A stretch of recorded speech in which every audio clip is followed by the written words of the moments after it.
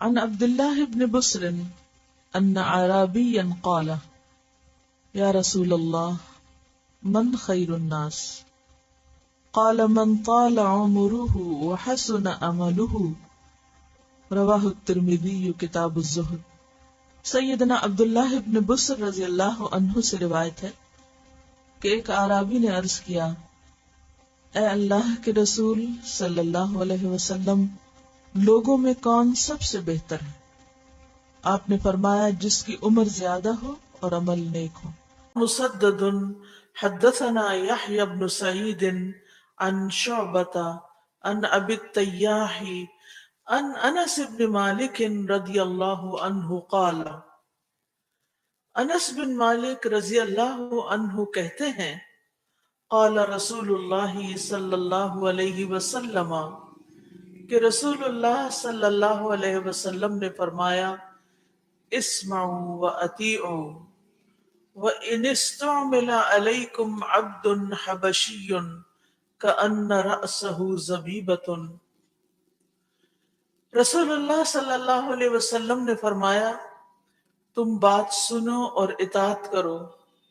Eco ختم کر دیں آواز سے، جو شروع کی آواز تھی وہ بہتر تھی۔ تم بات سنو اور اطاعت کرو، اگرچہ تم پر کسی ایسے حبشی کو حاکم اور سربراہ مقرر کر دیا جائے جس کا سر منقے کی طرح چھوٹا ہو۔ یعنی تم اپنے امیر کی بات سنو، اور نہ صرف یہ کہ سنو بلکہ اطاعت بھی کرو۔ اور ضروری نہیں کہ تمہارا وہ امیر بہت خوبصورت ہو، بہت وجیح ہو، بلکہ اگر وہ حبشی بھی ہو، تمہاری نسل میں سے نہ بھی ہو، اور اس کا سر بھی بہت چھوٹا ہو، لیکن وہ تم پر امیر بنا دیا گیا، تو اب تمہاری ذمہ داری یہ ہے کہ تم اس کی بات سنو اور اس کی بات مانو، تاکہ نظام صحیح چلتا رہے۔ اس حدیث میں ہم دیکھتے ہیں کہ روایت کرنے والے صحابی ہیں۔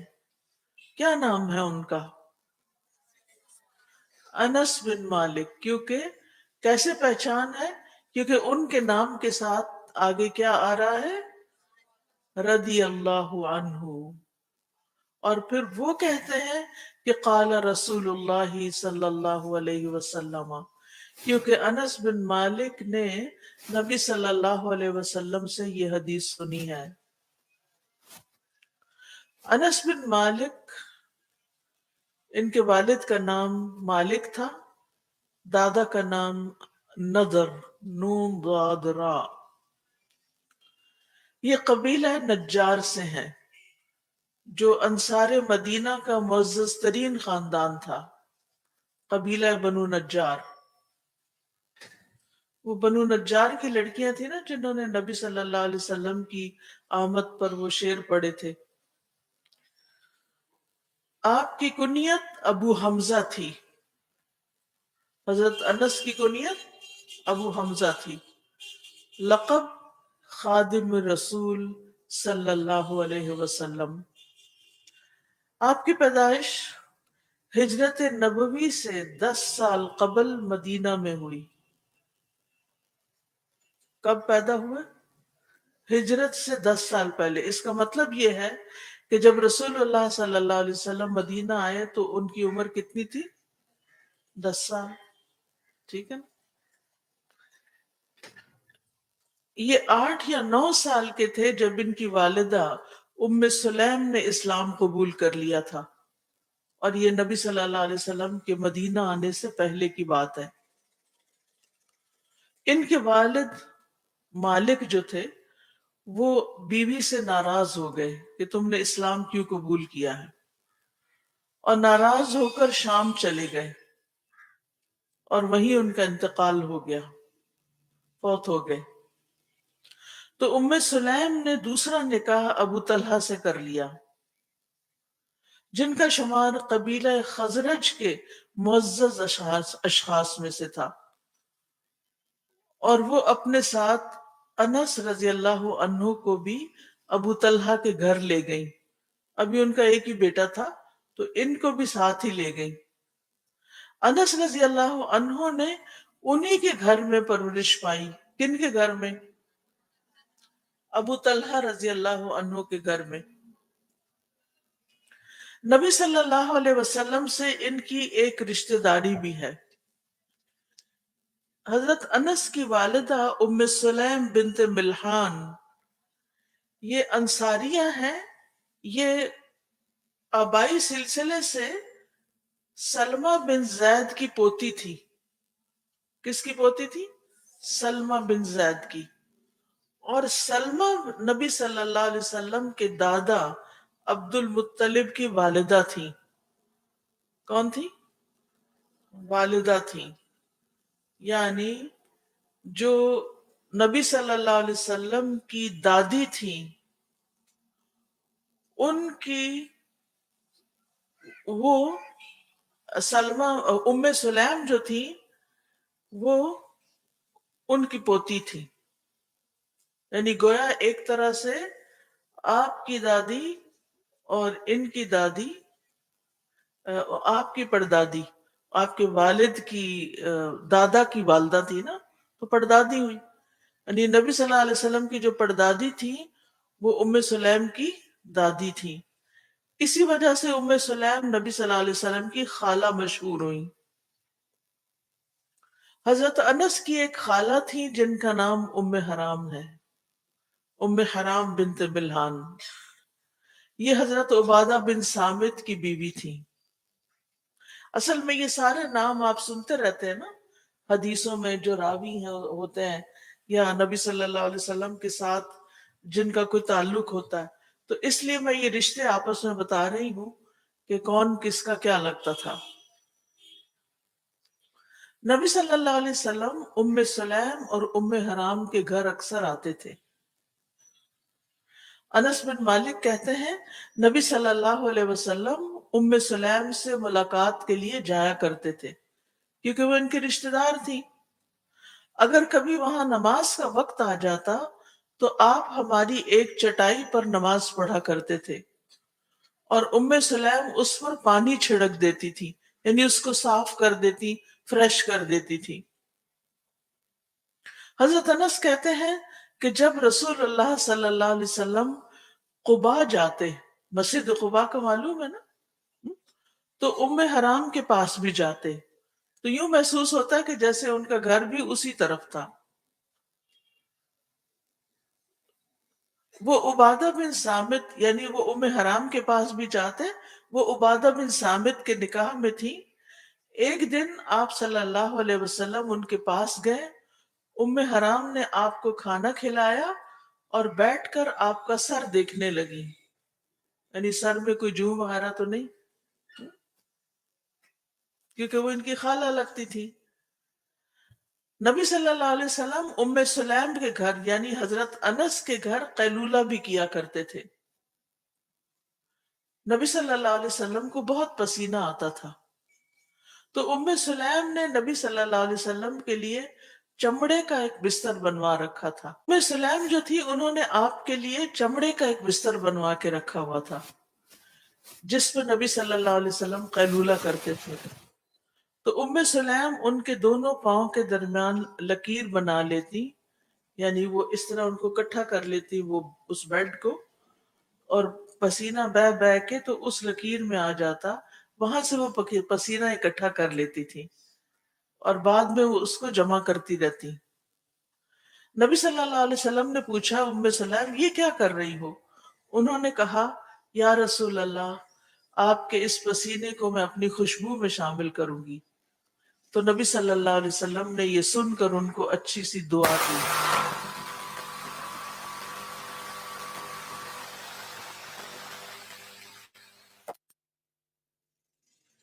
تار پہ پاؤں رکھ کے نہیں چلا کرے کیونکہ شور ہو جاتا ہے۔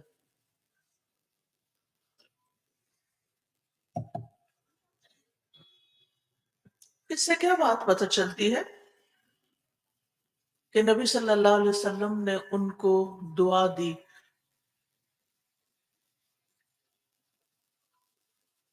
جی آپ بتائیں۔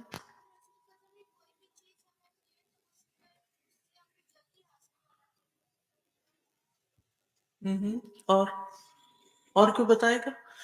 نبی صلی اللہ علیہ وسلم نے ان کو دعا کیوں دی؟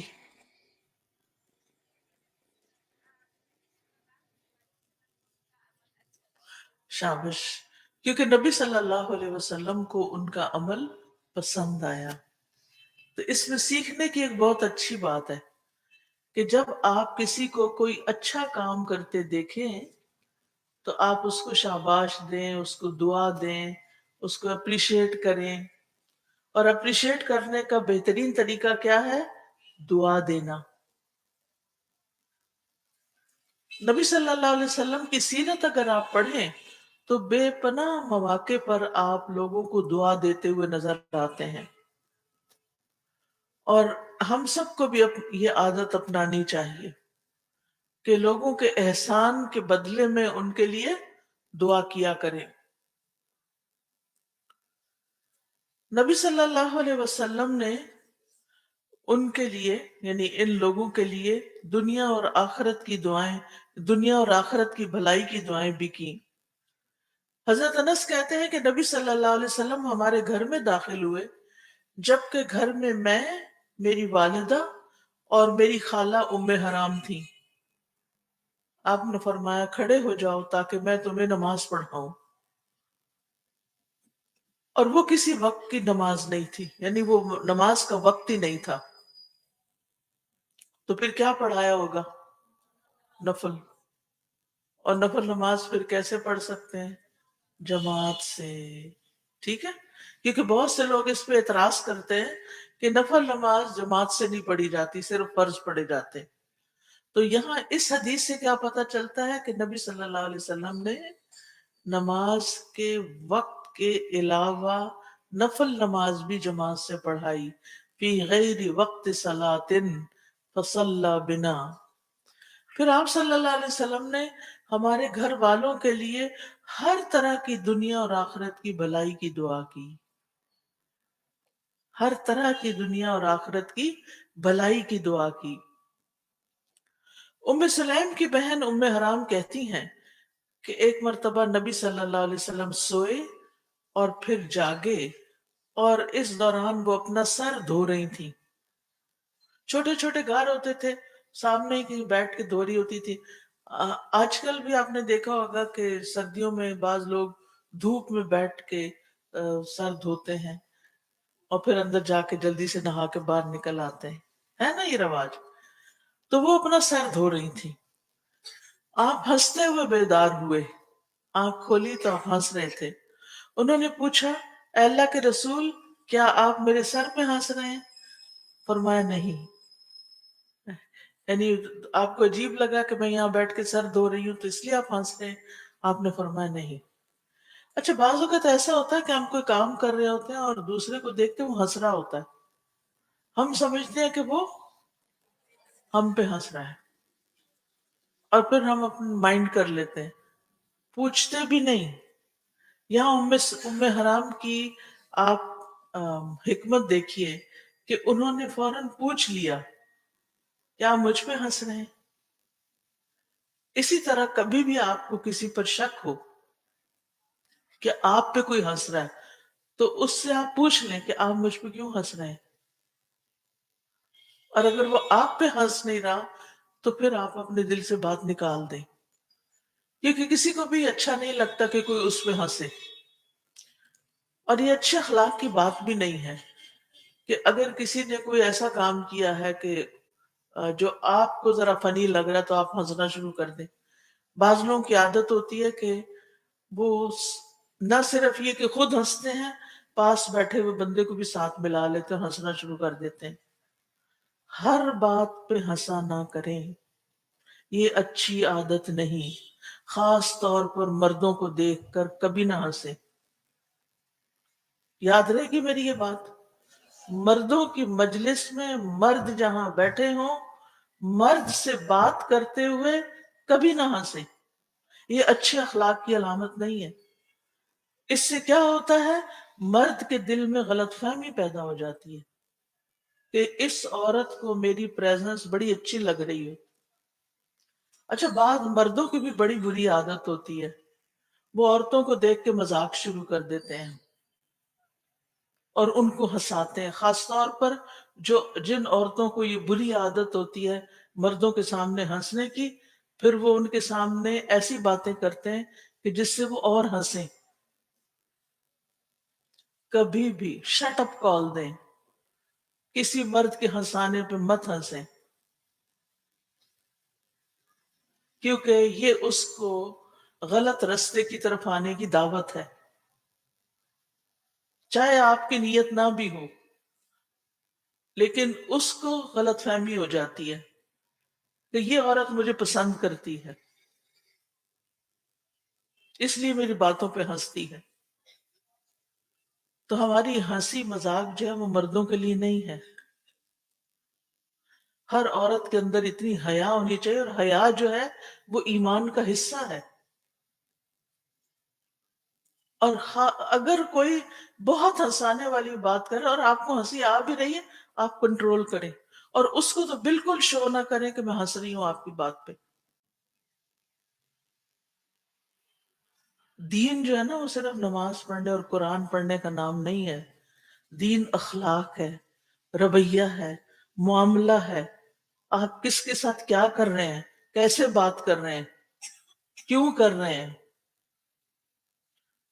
ہر بات پہ ہنسنا، ہر وقت ہنسنا، دوسروں کو ساتھ ہنسی میں شامل کر لینا، مجلس میں بیٹھ کے دو لوگوں کا خسر پسر کر کے ہنسنا شروع کر دینا، یہ بد اخلاقی نہیں تو کیا ہے. اور ہمیں پتہ بھی نہیں چلتا. ہم سمجھتے ہیں کہ ہم خوش ہو رہے ہیں تو سبھی خوش ہو رہے ہیں. ضروری نہیں ہے کہ جس بے وقوفی کی بات پہ آپ ہنس رہے ہیں سارے ایسے ہی بے وقوف ہیں آپ کی طرح کہ وہ بھی ہنسنا شروع کر دیں. ہنسنے کا کوئی موقع مقام ہوتا ہے. نبی صلی اللہ علیہ وسلم ہر جگہ نہیں ہنستے تھے. آپ زیادہ سے زیادہ کیا کرتے تھے؟ مسکراتے تھے، ہنستے نہیں تھے. تو اپنے ہنسنے کی عادت کو کنٹرول کریں. خصوصاً بازار میں، گاڑی میں، ٹیکسی میں، رکشے پہ، کسی دکان پہ کھڑے ہو کے، کسی اور جگہ مرد کے ساتھ، کوئی گھر میں بھی تو بعض اوقات نامحرم مرد ہوتے ہیں نا جہاں آپ رہ رہے ہوتے ہیں. کوئی دیور ہو سکتا ہے، کوئی اور ہو سکتا ہے. تو کچھ لوگوں کی عادت ہوتی ہے وہ غیر محرم عورتوں سے ہنسی مذاق کرتے ہیں. آپ ان کو بالکل شے نہ دیں، بالکل موقع نہ دیں، کیونکہ حیا ایمان کا حصہ ہے. اپنے ایمان کو مت بیچیں، اپنے ایمان کو کمزور نہ کریں. پھر آپ دیکھتے ہیں کہ ام حرام جو ہے، ام حرام کے ہاں چونکہ نبی صلی اللہ علیہ وسلم جایا کرتے تھے، تو حضرت انس کی خالہ حضرت ام حرام کہتی ہیں ایک دن نبی صلی اللہ علیہ وسلم ان کے گھر سو گئے. پھر جب آپ بیدار ہوئے تو مسکرا رہے تھے. میں نے عرض کیا آپ کو کس چیز نے ہنسایا، یعنی مسکرایا؟ فرمایا میری امت کے کچھ لوگ میرے سامنے پیش کیے گئے جو غزوہ کرنے کے لیے اس سبز دریا پر سوار ہو کر جا رہے تھے، جیسے تخت اور بادشاہ بیٹھے ہوں. یعنی کشتیوں میں بیٹھے ہوئے ایسے لگ رہے تھے، خواب میں آپ کو دکھایا گیا کہ جیسے کوئی بادشاہ ہو. اتنا اچھا نقشہ کھینچا اپنے ساتھیوں کا. میں نے عرض کیا پھر آپ میرے لیے بھی اللہ سے دعا کر دیجئے کہ وہ مجھے بھی ان میں سے بنا دے کہ میں بھی اس لشکر کے ساتھ جاؤں. جیسے پہلے بھی میں نے بتایا تھا نا کہ صحابیات کیا کرتی تھی، جہاد میں جایا کرتی تھی اور ضرورت کے کام کیا کرتی تھی. زخمیوں کو اٹھا کے مدینہ لاتی، ان کی مرہم پٹی کرتی، ان کا علاج کرتی، ان کو پانی پلاتی. تو یہاں بھی آپ دیکھیں کہ ام حرام جو ہیں انہوں نے نبی صلی اللہ علیہ وسلم سے ریکویسٹ کی کہ آپ میرے لیے بھی دعا کیجئے. پھر آپ دوبارہ سو گئے، خواب دیکھا، اٹھے، پھر دوبارہ سو گئے. اور پہلے کی طرح اس مرتبہ بھی ایسے ہی کیا کہ بیدار ہوتے ہی مسکرائے. ام حرام نے بھی پہلے ہی کی طرح پوچھا اور عرض کیا کہ میرے لیے آپ دعا کریں، کیونکہ آپ نے دوبارہ خواب میں ایسی چیز دیکھی کہ اللہ تعالیٰ مجھے بھی اس لشکر میں شامل کر دے۔ آپ نے فرمایا نہیں، تم پہلے والوں میں سے ہوگی، تم پہلے لشکر کے ساتھ جاؤ گی۔ چنانچہ وہ معاویہ رضی اللہ عنہ کے زمانے میں اپنے شوہر عبادہ بن صامت کے ساتھ مسلمانوں کے سب سے پہلے بحری بیڑے میں شریک ہوئی۔ کس میں شریک ہوئی؟ بحری بیڑا۔ مسلمانوں کی پہلے تو جنگیں جو ہوتی تھی وہ زمین پر ہوتی تھی، یہ پہلا بحری بیڑا تھا، سمندر کے ذریعے سفر کر کے لڑائی کرنے جا رہا تھا، جہاد کرنے جا رہا تھا، اور ام حرام اس میں شریک تھی۔ نبی صلی اللہ علیہ وسلم کی دعا ان کے لیے پوری ہو گئی، غزوہ ہو گیا۔ جب مسلمان واپس آ رہے تھے تو واپسی پر لشکر جو تھا ساحل پر اترا، ام حرام کے قریب سواری لائی گئی تاکہ اس پہ سوار ہو جائیں، کیونکہ آگے اب کیا تھا، خشکی کا سفر تھا، لیکن اس سواری نے ان کو گرا دیا اور وہیں انتقال کر گئیں، اور پھر ان کو وہیں پر دفن کیا گیا۔ اس وقت جو سائپرس ہے، ایک ملک ہے سائپرس، ترکی کے پاس ہی ہے، وہاں پر ان کی قبر ہے۔ حضرت انس کی والدہ ام سلیم بھی بہت نیک خاتون تھی۔ نبی صلی اللہ علیہ وسلم نے فرمایا، میں خواب میں جنت میں داخل ہوا تو میں نے وہاں ابو طلحہ کی بیوی رمیسا کو دیکھا۔ ان کا نام رمیسا تھا، کنیت ام سلیم تھی۔ ام سلیم نبی صلی اللہ علیہ وسلم کے ساتھ سفر بھی کیا کرتی تھی، جب آپ سفر کے لیے نکلتے تو یہ بھی نکلتی اور آپ کے ساتھ ہی مدینہ میں داخل ہوتی۔ اور رسول اللہ صلی اللہ علیہ وسلم نے ایک سفر میں فرمایا کہ جب ان کے ہاں ولادت ہو تو بچے کو میرے پاس لانا۔ تو رسول اللہ صلی اللہ علیہ وسلم ایک سفر میں ساتھ تھے، وہ بھی آپ کے ساتھ تھیں۔ رسول اللہ صلی اللہ علیہ وسلم جب سفر سے واپس مدینہ آتے تو رات کو مدینہ میں داخل نہیں ہوتے تھے۔ جب لوگ مدینہ کے قریب پہنچے تو ام سلیم کو درد ذیل شروع ہو گیا۔ انس فرماتے ہیں میری والدہ ام سلیم نے تر کھجوروں کا ایک ٹوکرا میرے ہاتھ رسول اللہ صلی اللہ علیہ وسلم کی خدمت میں بھیجا۔ آپ مجھے نہ ملے، آپ قریب ہی اپنے ایک آزاد کردہ غلام کے پاس تشریف لے گئے، یعنی آپ گئے ہوئے تھے کہیں اپنے غلام کے پاس۔ اس سے کیا پتہ چلتا ہے؟ اس سے کیا بات پتہ چلتی ہے؟ ام سلیم نے تازہ، یہ جو ہوتی ہے نا رطب جس کو کہتے ہیں، ڈوکے کہتے ہیں، اس کا ایک ٹوکرا نبی صلی اللہ علیہ وسلم کی خدمت میں بھیجا جہاں آپ ٹھہرے ہوئے تھے۔ جب حضرت انس وہ ٹوکرا لے کر وہاں گئے تو نبی صلی اللہ علیہ وسلم وہاں نہیں تھے۔ پتہ کیا تو پتہ چلا کہ وہ اپنے ایک آزاد کردہ غلام کو ملنے گئے ہیں۔ کیا پتہ چلتا ہے؟ غلاموں کی بھی عزت ہوتی ہے، غلام کے بھی گھر جاتے ہیں۔ کیا نبی صلی اللہ علیہ وسلم بہت فارغ تھے؟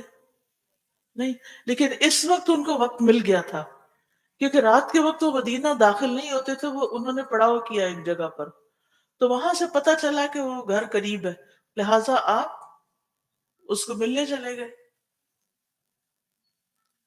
یعنی اس کا یہ مطلب نہیں کہ سارے کام چھوڑ کے لوگوں کے گھروں میں گھومتے پھریں، ایسے بھی نہیں کرتے تھے آپ، لیکن بعض مواقع ایسے ہوتے ہیں، بعض تعلق ایسے ہوتے ہیں، بعض رشتے ایسے ہوتے ہیں کہ جس میں ان کو آنر کرنا چاہیے۔ ان کا آپ کے ساتھ ایک وقت گزرا تھا، انہوں نے بھی، اس غلام نے بھی آپ کی خدمت کی تھی، لہٰذا آپ ان کے گھر تشریف لے گئے اور اس میں کوئی آر نہیں سمجھی۔ اس نے آپ کی دعوت بھی کی تھی، آپ کے لیے کھانا تیار کیا تھا، جب میں پہنچا تو آپ کھانا کھا رہے تھے، آپ نے مجھے بھی اپنے ساتھ کھانے کی دعوت دی۔ کس کو؟ انس کو رضی اللہ عنہ۔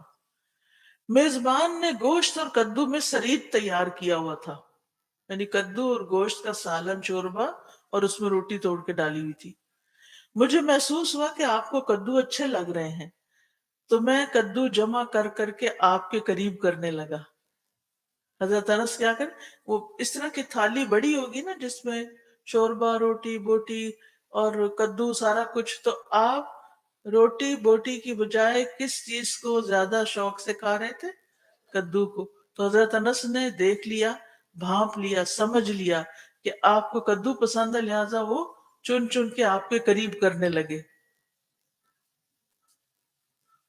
جب ہم کھانا کھا چکے تو آپ اپنے گھر تشریف لائے، میں نے ٹوکرا آپ کی خدمت میں پیش کر دیا، آپ کھانے لگے اور تقسیم بھی فرما رہے تھے، یعنی آپ نے ساتھ ہی خود بھی کھایا اور لوگوں کو بھی بانٹ رہے تھے، یہاں تک کہ وہ ختم ہو گیا۔ قصہ پاک۔ نبی صلی اللہ علیہ وسلم کو ہر قسم کا مشروب بھی پلاتے تھے حضرت انس۔ حضرت انس کہتے ہیں ام سلیم کے پاس ایک لکڑی سے بنا ہوا پیالہ تھا، انہوں نے کہا کہ میں نے اس میں رسول اللہ صلی اللہ علیہ وسلم کو ہر قسم کا مشروب پلایا ہے، پانی، شہد، دودھ، نبیذ، یعنی ایک ہی پیالہ مختلف کاموں کے لیے استعمال ہوا، یعنی جب آپ تشریف لے جاتے ہوں گے تو وہ کبھی کوئی مشروب کبھی کوئی مشروب پلاتی ہوں گی۔ اسی طرح جب مدینہ جا رہے تھے اور حضرت ام سلیم بیمار ہو گئی، یعنی درد ذیل شروع ہو گیا، تو حضرت انس کہتے ہیں کہ ان کے ہاں پھر بچہ پیدا ہوا، انہوں نے مجھ سے کہا انس اس بچے کو دیکھتے رہو، کوئی چیز اس کے پیٹ میں نہ جائے، صبح اسے لے جا کر نبی صلی اللہ علیہ وسلم سے تحنیک کرواؤ۔ ایک دوسری روایت میں ہے کہ وہ ساری رات روتا رہا بچہ، میں اس پر جھک کے اسے سنبھالتا رہا، یہاں تک کہ صبح ہو گئی تو میں اس کو نبی صلی اللہ علیہ وسلم کے پاس لے گیا۔ اس لیے یہاں سے ایک مسئلہ یہ سیکھ لیجئے کہ تحنیک کیسے ہوتی ہے؟ خالی پیٹ ہوتی ہے، ٹھیک ہے نا؟ ہم 6 مہینے بچے کو دودھ پلا کے کہتے ہیں اس کی تحنیک کروانی ہے آپ سے، یہ کیا بات ہوئی؟ پھر کہتے ہیں کہ آپ یہاں نہیں ہوں گے لہٰذا آپ ہمیں ایک کھجور تحنیک کر دیں، ہم فریزر میں رکھ لیں گے اس کو، چاہے فریزر میں رکھیں چاہے فریج میں رکھیں، اس طرح کی تحنیک نہیں ہوتی۔ تحنیک میں جو اصول ہے یا جو چیز خاص طور پر ہے وہ کھجور یا وہ چیز نہیں ہے۔ تحنیک کھجور کی بھی ہوتی ہے، تحنیک شہد کی بھی ہو سکتی ہے، اس میں جس انسان کی تحنیک ہوتی ہے اس کے جو یہ یعنی انگلی کا ایک آگے کا ٹپ ہے وہ اس بچے کے تالو پہ لگتا ہے، یعنی اس شخص کی جس کی تحنیک ہوتی ہے اس کی وائبس اس بچے تک جاتی ہیں، وہ اثرات جاتے ہیں، صرف لعاب جانا کافی نہیں۔ تو اس لیے یہ جو رواج پڑ گیا نا تحنیک کرا کرا کے رکھنا اور تحنیک کر دیں، اور بچے بڑے بھی ہو گئے تو ان کو تحنیک کر دیں، یہ بیکار کی باتیں ہیں، اس چیز کو نہیں کیجیے، کیونکہ آپ دیکھیں کہ کسی کا بھی لعاب دہن اگر آپ رکھ چھوڑیں گے تو اس میں بیکٹیریا یا جراثیم پیدا ہو سکتے ہیں، اور وہ بچے کو خالی پیٹ آپ دے رہے ہیں، وہ بیمار ہو سکتا ہے، تو اس طرح کے کام نہیں کریں۔ یہاں سے آپ سیکھیں کہ کس طرح انہوں نے ساری رات بچے، کیونکہ نبی صلی اللہ علیہ وسلم نے کیا فرمایا تھا کہ جب بچہ پیدا ہو جائے میرے پاس لے آنا، انہوں نے اس بات کو سن کر اس کی تعمیل کی کہ مجھے نبی صلی اللہ علیہ وسلم نے یہ فرمایا تھا، لہٰذا اس بچے کو ہم کچھ بھی نہیں دیں گے، آپ ہی کے پاس بھیجیں گے۔ اور آپ کو معلوم ہے بچہ جب پیدا ہوتا ہے تو پھر روتا بھی ہے، روتا نا، تو اس کو کچھ دینا پڑتا ہے تو تب چپ کرتا ہے، جا کے وہ ساری رات روتا رہا۔ اب وہ یہ بھی کر سکتی تھی، اب بچہ رو رہا تھا میں نے سوچا کچھ دے دوں، نہیں، نبی صلی اللہ علیہ وسلم نے فرمایا تھا لہٰذا اس کو انہی کے پاس لے جایا جائے گا۔ اور پھر آپ دیکھیے کہ حضرت انس چھوٹے ہی تھے اور وہ ساری رات بچے کو سنبھالتے رہے، کیونکہ بچے کی پیدائش کے بعد ماں کو ریسٹ چاہیے ہوتا ہے، تو ماں کو اگر اچھا ریسٹ مل جائے تو پھر وہ ہمت پکڑتی ہے، کیونکہ وہ ایک تکلیف سے گزری ہوتی ہے، اور عام طور پر خواتین کو بہت نیند بھی اس وقت آ جاتی ہے، تو اس وقت ڈسٹرب نہیں کرنا چاہیے۔ یہ باتیں کھل کے میں اس لیے آپ کے سامنے کر رہی ہوں کہ ون وے اور دی ادر ان سے واسطہ پڑتا ہے، اس وقت ہمیں یہ نہیں پتا ہوتا کرنا کیا ہے، تو ہم ماں کو جگا جگا کہتے ہیں اس کو دودھ دے دو، اس کو یہ رو رہا یہ نہیں چپ کر رہا، یعنی ہمارے گلے سے اترے، تم ہی سنبھالو اس کو۔ لیکن اگر ماں آرام کری تو اس کو تھوڑا آرام کرنے دیں اور بچے کو سنبھال لیں۔ آپ یوں ہی سمجھے کہ حضرت انس نے سنبھالا تھا بچہ، بھائی اپنا، اور وہ ان کا سگا بھائی نہیں تھا، سوتیلا بھائی تھا، ان کو تو ان کو کوئی جیلسی نہیں ہوئی